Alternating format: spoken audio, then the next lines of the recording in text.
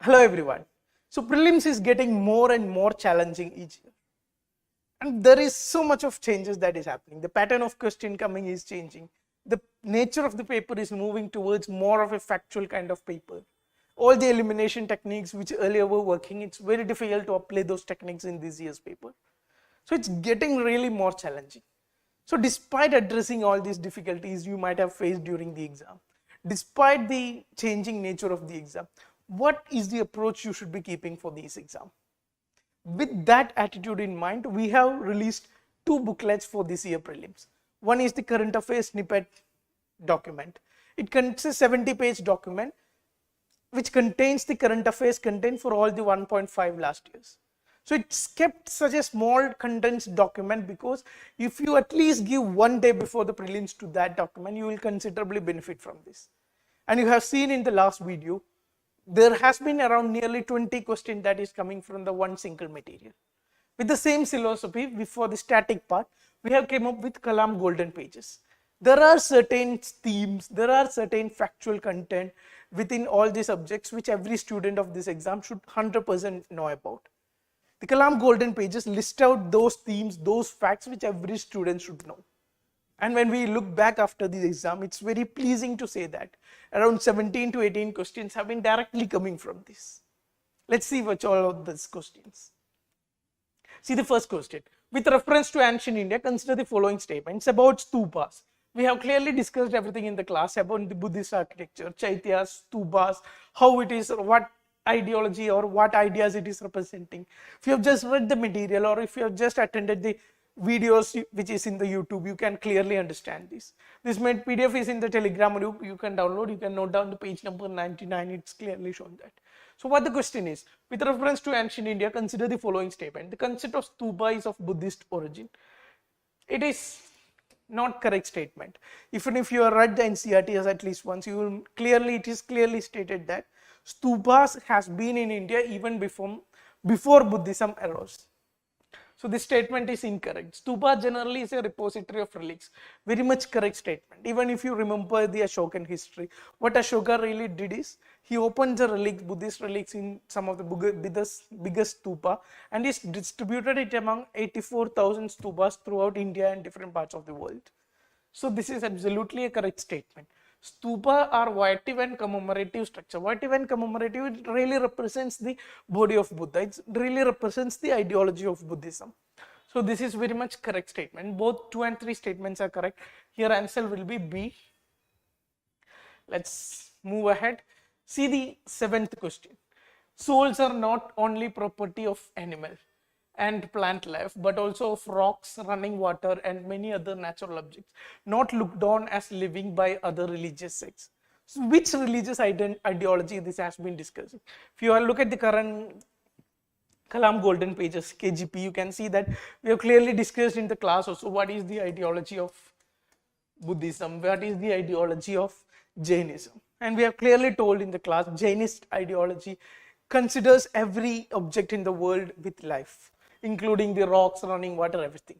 You just read the class, it's quite a very easiest, one of the very easiest question of the prelims 2023. Let's move ahead. See the 10th question. This is all of set B questions we are discussing. The question number is of set B. See the 10th question. By which of the following acts was the Governor General of Bengal designated as Governor General of India? We have listed down some of the facts regarding all Charter Act, all Government of India Act. So in Charter Act of 1833, you can clearly read here that Governor General of Bengal now became Governor General of India. So if you at least gone through, it's a very easy, another very easy question. D is the correct answer here. Let's move ahead. So for mains also, we are coming with multiple different programs, like the RLP ACE program that is being already being started. For RLP, there is a discussion of answers, live discussion of answers every week. 3 classes around will be there. So these classes will be starting from 5th of June, that is from Monday. While the ACE program, where you can give the test anywhere and get it corrected, or come to the institute every day and you can give your test here. So this has already been running. Similarly, we have test series for ethics, test series for essay. Similarly, there is value addition classes for ethics, value addition classes for essay and other subjects. You can check out more details in Kalam IAS website or Kalam IAS Telegram channel. Let's move ahead. So this is another 11th question. You can see, in essence, what does due process of law means? So we have in class clearly discussed what are the most important cases that defined Indian law or defined Indian constitution. In this, we have clearly discussed the Maneka Gandhi case. What the Maneka Gandhi case stands for? It broader the interpretation of procedure established by law under Article 21, and it included concept of due process of law into Indian constitution. And what does due process means? It include law, any law which is made by the parliament should not only just follow the laws and regulations. It should be just, it should be fair, it should uphold the constitutional values and principles. So the best answer here is fair application of law should be upheld. Answer C is the correct answer. Let's move ahead. Answer the 14th question. In India, which of the following constitutional amendments was widely believed enacted to overcome judicial interpretation of fundamental rights? There is some level of argument between First Amendment as well as 42nd Amendment. The correct answer we have taken is 42nd Amendment because it is more directly related to what is being asked in the question. So we have in the class in KGP pages, we have discussed different kinds of amendments, most important amendment. We have discussed in detail what is the First Amendment standing for, what is the purpose it came into. Similarly, the 42nd Amendment of 1976 during the time of Indira Gandhi, what does changes it incorporates, why it is called a mini constitution. Everything this was discussed in the class as well as given in the KGP pages. So here best possible answer is B. Let's move ahead. Answer the 15th question. Which of these organizations or body in India? How many of the above are constitutional bodies? Here we have provided a detailed list of different bodies like constitutional bodies, statutory bodies, or non-constitutional, non-statutory bodies like Niti Aayog and all. So if you have just read the summary of it, gone through it, it's a quite easy question. Only the National Commission for Backward Classes, that is the only constitutional body. The rest all the bodies are non-constitutional bodies. So here answer will be A. Let's move ahead. Answer the 16th question. It is regarding the election of the president. You can see that election of the president has been discussed in detail in the KGP basis. In the class also we have taught this. So what is the statement? If election of the president of India is declared void by Supreme Court, all acts done by him or her in performance of duties of his or her office of president before the date of decision become invalid. So if today president's election is declared invalid, what happened to decisions taken yesterday? So in this case, there is no effect on any decision taken by him when he was the president of India. So this statement is absolutely wrong. Election for the post of president of India can be postponed on ground of some legislative assemblies are dissolved. So this is not at all feasible. We have 26, 28 legislative assemblies in India. So if at any point of time some of the assemblies turbulence will be going on, some of them might be dissolved. So it is not feasible to postpone presidential election regarding the status of legislative assemblies. So this is also a wrong statement.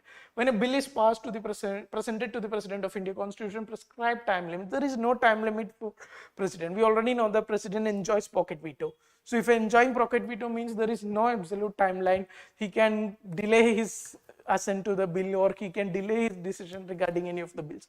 All the statements are incorrect. Answer here will be D. Let's move ahead. Consider the following statements. Jhelum River passes through Vular Lake. See, it's seemingly a very factual question, but we have provided you a list of most important rivers in India. We have provided you different origin of the river, where it drains into, tributaries, dams, cities in quick facts regarding the, and we have clearly provided that regarding the Jhelum River, it is passing through the Vular Lake. Similarly, we have also covered the Gandak River, and it is not a part of the Kanwar Lake. So here the third option is incorrect, and second option is incorrect, and first and third option are correct. These two options has been already covered in your KGP pages. If you have gone through, you could have faced it much easier to answer this question. Answer here is only 2. Let's move ahead. 33rd question. Which of the following are deciduous trees? In this question also, we have already stated clearly in our material, mahua tree, teak tree, all these are examples of deciduous plants.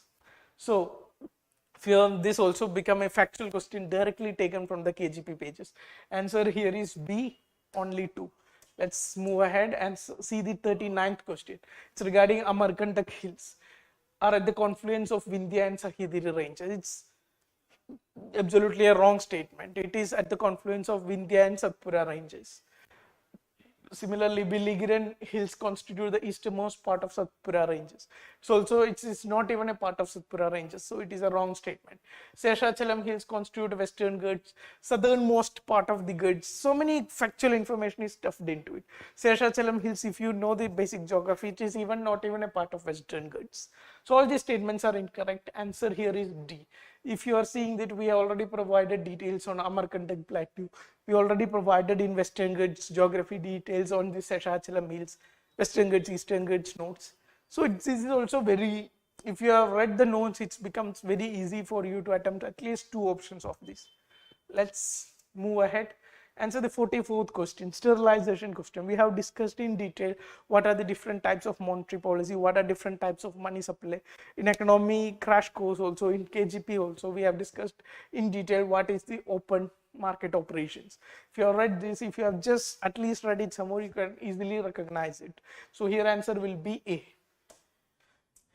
Let's move ahead. This is also a question that is directly taken from the Kalam golden pages. Consider the following. These sites are given and what is it well known for. Here Baja caves is related to Buddhist shrine. Buddhist caves, there is already Baja caves is already covered within the Kalam golden pages. Sitavansal caves is also covered in the Kalam golden pages, also in the current affairs snippet also. So both these statements can be got from the material. While this is a strange statement, Ben's Nagar, this is not being covered and this is not related to Shaivite cave shrine. So the answer here is B. Only 2 statements are correct. Let's move ahead. We have some more questions for 64th question. We have in detail discussed about the Flag Code Act. We have in detail discussed about what are the specifications of the cave. Everything is given in the Kalam golden pages. So it was an expected question on this regard and we have got a very similar question. Answer here is D. Statement 1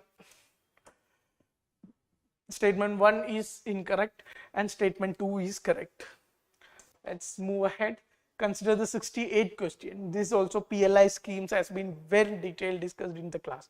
For the first question, even if you attended the crash course of economy, you can easily answer this. India's global export percentage of goods, it's still less than 2%, and 3.2% is not feasible at the current time. So here also answer is D. Statement 1 is incorrect and statement 2 is correct. Now answer the 91st question. We have clearly stated what constitutes the definition of micro, small and medium industries in MSME Act. This has been clearly given. If you have given in priority sector notes also, which all areas constitute priority sector lending, and MSME is of course a part of it.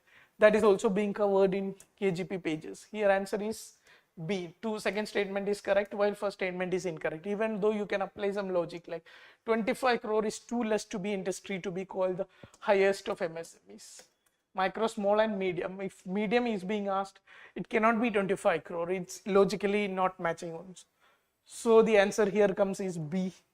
Now answer the 94th question SFG. We have clearly given a heading of microfinance in our, this is mostly a topic that is studied for mains. We have given, but considering the changing nature of prelims, we have included this in the prelims note also. You can see NABARD is the constituting entity. First time, this is not State Bank of India, it is NABARD. The first statement is incorrect.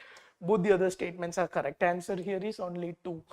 Similarly, you have this 100th question regarding presidential election also. Here also you can given the complete process of how value of each vote is constituted in presidential election has been discussed in classes, has been discussed in the KGP notes also. You can go through it here. So here answer will be A. Only one statement will be correct. All other statements are incorrect. So that is all about this. So it is not just a claim video where we are saying that every question XYZ question came from our notes. The point of having this class is there is a structured approach where how you should approach this exam. There is a structured content in every syllabus, in every subject, which you should be 100% clear when you're going for the next prelims also. On that note, that's all for now. Thank you so much.